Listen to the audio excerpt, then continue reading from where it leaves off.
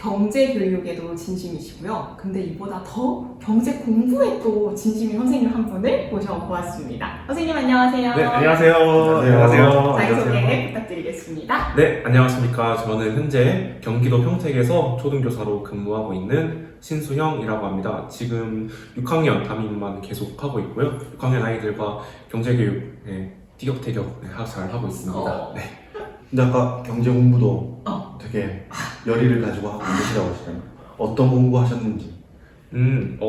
일단 이제 경제 공부 시작을 하면서 다양한 자격증들을 이제 많이 보유를 하게 되었는데, 제일 처음 시작한 건 이제 한국경제신문에서 주관하는 이제 국가공인 네. 테셋이라는 시험에서 거기서 감사하게도 S급 이제 상위 1%에 해당하는 점수를 받아서 그때부터 자격증 공부를 더 하기 시작하면서 이제 매일경제에서 또 하는 비슷한 네. 국가공인 경제 시험이 있어요. 이제 매경 테스트라는 네. 시험이 있는데 이 시험에서는 이제 전국 2등을 하게 되어서 오. 최우수상을 해서 네. 이제 그때 당시 인터뷰도 해보고 네, 그렇게 했습니다. 그 이후에도 부동산 이런 데도 관심을 가지기 시작을 하면서 공인중개사 자격증도 현재 지금 가지고 있고요. 작년에는 투자자산운용사라는 이제 은행권 네. 관련된 이제 그런 금융 자격증을 하나 취득을 했고, 가장 최근은 이제 이번에 6월달에 경제교육 관련해가지고 수기 공모전을 그 전국 투자자교육협의회에서 이제 진행을 했는데 거기서 감사하게도 시상을 하게 되어서 네, 그 정도 지금 가지고 있는 상태입니다. 와. 스펙이 약간 대학생들 금융권에 취업하고 싶은 그런 느낌인데요. 이력서 쓰면은 그런 건 아니에요. 깜짝. 네, 그쪽은 관심은 없고요. 네, 교육, 네, 저는 교사니까. 근데 사실 자격증 뭐 이렇게 시험도 말씀하시고 여러 가지 말씀하셨지만 자격증을 취득하는 게 쉽지 않잖아요. 네. 근데 이제 그 어려운 길을 어떻게 발을 내딛게 되었는지 그 맞아. 계기가 뭔지 그게 좀 궁금해요. 네, 사실 이제 초임 시절까지도 저는 경제에 대해서 관심이 거의 하나도 없었고, 이제 그러니까 당연히 아는 것도 하나도 없는 상태였어요.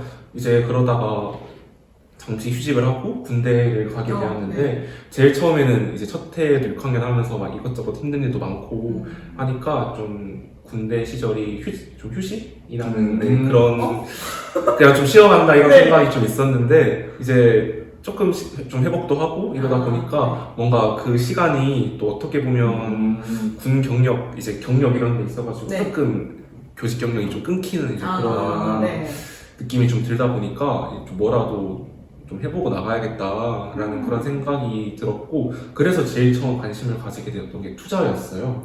이제 투자에 관심을 가지고 책 몇 권 읽어보고, 사실 그냥 책만 읽고 투자 안 하고 이런 거 재미가 없으니까 그냥 막 뛰어들어 봤는데 거기서 지금도 되게 마음 아프지만 좀 큰 손실을 겪게 됩니다. 그래서 주식을 그냥 막 멋모르고 뛰어들었다가 막 초심자의 행운 이런 거 믿고 하다가 이제 정말 가슴 아픈 그런 손실을 보게 된 적이 한 번 있어서, 그 이후에 뭔가 주식 이런 것들도 제대로 좀 투자 이런 걸 제대로 해보자. 좀 지금처럼 하는 게 아니라 제대로 공부를 하고 해봐야겠다는 생각이 들어서 전역할 때 딱 이런 경제, 금융, 투자 이런 쪽으로는 확실하게 좀 업그레이드가 좀 전문성을 가지고 나가자 이런 생각이 들어서 그때부터 좀 경제 공부를 많이 해보려고 했어요. 그때 처음 알게 됐던 게 이제 테스트 자격증 시험 이런 것들이었고, 이제 하다 보니까 아까 말씀드린 것처럼 좀 좋은 성적이 나오고 그런 좋은 성적이 나오다 보니까 계속 이제 공부하는 게 재밌어지는 거예요. 재밌어지다 보니까 또 하나 더 따게 되고 또 하나 더 따니까 또 욕심이 생기고 그래서 계속 따고 하다 보니까 네, 지금까지 이렇게 오게 된 것 같습니다. 와, 근데 저라면 사실은 저는 이제 군 생활을 경험해본 적은 없지만 훈련을 하고 그러면 되게 심신이 지칠 것 같아요. 그래서 생각은 있지만, 그러니까 생산적인 활동을 이제 좀 슬슬 해볼까라는 생각은 있지만 실천해서 그걸 뭔가 하나씩 이뤄나가는 것 자체가 쉬운 일은 아닐 거라고 생각이 드는데요. 근데 이쯤에서 선생님이 그 기간 동안 또는 이제 현재까지도 약간 그 직면의 순간들로 공부를 했었던 에피소드 같은 게 있다면 혹시 들려주시겠어요? 일단은 만약에 이제 제가 제일 처음 공부했던 자격증에서 뭐 그냥 그런저런 그냥 보통의 성적 이런 걸 받았으면은 저도 그렇게까지 지금까지 이렇게 오진 않았을 것 같은데 이제 당시에 9월쯤이었던 것 같아요. 또 마침 훈련 이런 게 많이 없던 기간이었고 또 저희 부대가 그런 그 병사들 공부하는 이런 것들, 학습 이런 것들 되게 좀 권장하는 그런 분위기였어서 그 안에 작은 독서실이 하나 있었는데 그 독서실에서 이제 뭐 청소 이런 거 다 끝나고 나서 새벽까지 좀 공부를 할 수 있게 다행히 감사하게 해주셔가지고 그래서 그때 좀 할 거면 제대로 해보자 그런 마음으로 혼자 공부했어요? 아니면 같이 하는 사람 있었어요? 스터디메이트? 있었으면 더 좋았을 것 같긴 한데 일단 저 혼자 이렇게 하긴 했었어요. 근데 뭔가 계속 하다 보니까 좀 욕심이 좀 많은 사람이어가지고 하다 보니까 더 잘하고 싶고 막 더 높은 점수 받고 싶고 이렇게 하다 보니까 더 열심히 좀 공부할 수 있었던 것 같고 또 제 보직이 이제 행정병 좀 그런 문서 처리 그런 거 하는 그런 부서였어가지고 조금 그래도 제 개인 시간이 원하면 좀 생길 수 있는 그런 상황이 다행히 되어서 그래서 이제 훈련이나 아니면 뭐 그런 부대 일정 관련해가지고 제가 참여해야 되는 것들은 당연히 참여를 하는데 그 제외하고 좀 남는 시간 그런 것들은 당시 군생활 할 때는 정말 책 보고 공부하는 데 시간을 다 썼던 것 같습니다. 아닙니다. 그때 이제 군 생활을 그렇게 했는데 사실 현직 나와서도 계속 공부를 하신 거잖아요? 네, 맞아요. 네. 약간 느낌이 뭔가 모범생 그래. 뭔가 습관처럼 성실! 가만히 못 있는 그런 선생님들 좀 있잖아요. 그런 느낌이 본인 있는데 얘기하시나요? 지금? 저 아니에요. 아닌 것 같아요. 아무튼 내가 현직 나와서도 이 정도까지 공부했다. 다른 사람들에게 경악을 금치 못할 정도로 내가 생각해도 이건 독했다 라는 거 혹시 있나요? 일단은 작년에 이제 투자자산운용사라는 자격증을 땄을 때 그 시험이 생각보다 범위도 굉장히 넓고 그리고 아무래도 이제 금융권 취업을 위한 자격증이다 보니까 되게 교사로서 아마 살면서 거의 볼 수 없는 그런 경제 금융 개념들 이제 그런 복잡한 개념들 공식들 이런 것들도 많이 이제 나오더라고요. 그래서 이거 제대로 공부 안 하고 가면은 그냥 돈만 날릴 수 있겠다라는 그런 생각이 들어서 당시 작년에 이제 공부를 할 때는 일단 퇴근 시간 이후에는 다 이제 헬스하고 이런 시간 제외하고는 다 공부하는데 이제 시간을 썼고요. 그다음 학교에서도 이제 저희 수업 시간이 40분이잖아요. 이제 전담 시간 제가 수업을 하지 않을 때 그리고 또 제 업무라든가 그런 게 좀 없이 여유가 있을 때 딱 그 한 과목 정도 모의고사를 볼 수 있는 시간이 돼요. 그래서 쉬는 시간에 이제 제가 조금 먼저 나가서 한 1, 2분 정도 미리 나가서 좀 조용한 교실 좀 비어있는 그런 공간들 그런데 해가지고 딱 타이머 재놓고 모의고사 풀고 그렇게 했었어요. 그러고 이제 그거 끝나고 나면은 학교에 이제 또 아이들 가고 하면은 또 조용하게 또 저만의 공간이 생기고 이제 그러는 거다 보니까 그때 이제 그런 시험 봤던 거, 모의고사 봤던 거 풀이하고 그다음에 이제 오답 노트 적고 그다음에 저만의 어떤 그런 그 암기 노트 공식 이제 그런 것들을 좀 정리하는 그런 시간을 많이 가졌던 것 같아요. 이게 절대 학교 업무나 이런 것들을 소홀히 했다는 게 아니라 남는 시간에 그리고 조금이라도 제가 뭔가를 저 혼자 할 수 있는 시간이 있다면은 다 그런 시간을 사용해가지고 공부했던 것 같아요. 그래서 그 준비 기간이 그렇게 길진 않았거든요.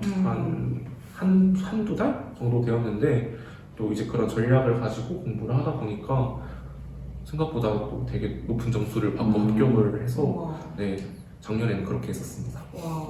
멋지십니다. 질문이 또 막 이렇게 생기는데요. 허진님은 뭔가 휴식에 대한 욕구라든지 그런 쉼에 대한 하고 싶다의 비중보다 그런 성취지향적인 그런 거에 대한 욕구가 더 큰 편이신가요? 스스로 생각하기에 제 성향을 생각했을 때 물론 휴식을 좋아하지 않는 건 아닌데 뭔가 계속 지금 저의 상태보다 더 나은, 더 발전하려는 그런 욕구가 큰 거는 맞는 말인 것 같아요. 그래서 계속 뭔가를 하고 나서도 이제 이 다음에 뭐 하지? 그런 생각을 좀 많이 하는 것 같아요. 또 MBTI 성향도 완전 파워 J다 보니까 이제 계획을 계속 세워서 이제 이거 하고 그다음 뭐 하고 이런 식으로. 이 휴식 같은 경우도 저는 이제 헬스하고 운동하고 이제 혼자 노래 들으면서 그렇게 좀 아무 생각 없이 뭔가를 할 수 있는 그게 저한테 되게 힐링이 되고 좀 휴식이 되는 그런 편이라서 막 그렇다고 휴식을 안 취하는 그런 것도 아닌 것 같습니다. 그 듣다 보니까 이게 아까 이제 군대 가서 그게 어떤 계기처럼 말씀을 하셨지만 네. 그 전에도 이렇게 좀 저도 잠깐 던진 말처럼 모범생 그 전에 학창 시절도 이렇게 연장선일 것 같은 생각이 들거든요. 그래서 신수영 쌤의 학창 시절은 또 어땠는지 학창 시절의 얘기도 한번 들려주시면 감사하겠습니다. 이제 사실 이제 상희쌤 말씀해주신 것처럼 모범생에서 그렇게 크게 벗어나는 것만 잘 아는 학생이었던 것 같아요. 좀 성실한 학생 이제 그런 인식이 좀 많았던 것 같은데 사실 처음부터 그랬던 건 아니었고요. 제가 초등학생 때는 밖에 나가서 노는 거 좋아하고 사고 많이 치고 그리고 그 당시 야구를 했었거든요. 야구를 했었어가지고 야구부였던 거야? 아니면? 네, 야구부. 야구예요? 네, 야구를 좀 했었어요. 그래서 포지션은? 포수였어요. 네. 그래서 이제 그 공부 이런 거랑 거리가 굉장히 멀었고 사고 많이 치고 그래서 좀 제가 초등학교 교사가 되니까 이제 친구들이 당시 이제 담임 선생님들한테 굉장히 죄송해지는 거예요. 그래서 이 자리를 빌어서 잠시 죄송합니다라는 말씀 전해드리고요.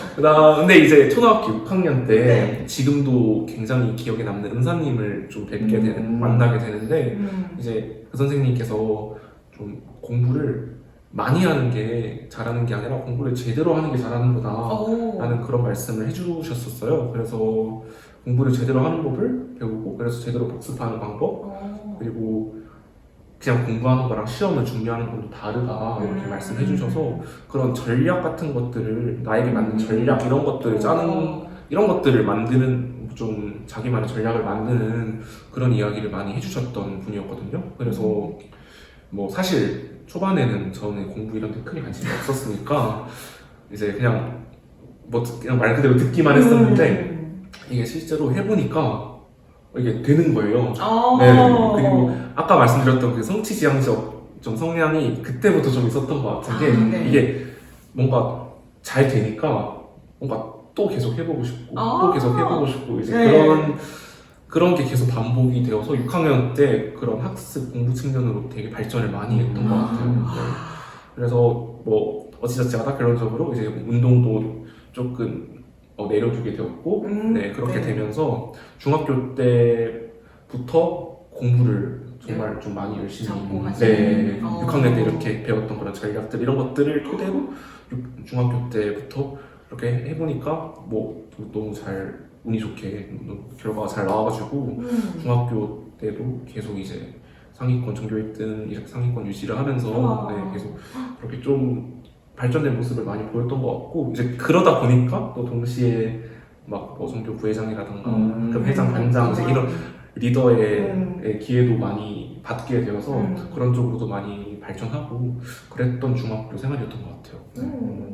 그럼 그때 열심히 공부를 하시면서 지금은 자격증 따는 게 목표라고 해야 되나? 그때는 이제 목표나 꿈이 뭐였어요? 그때는 사실 교사도 있긴 있었는데 당시에는 외교관이 되고 싶었어요.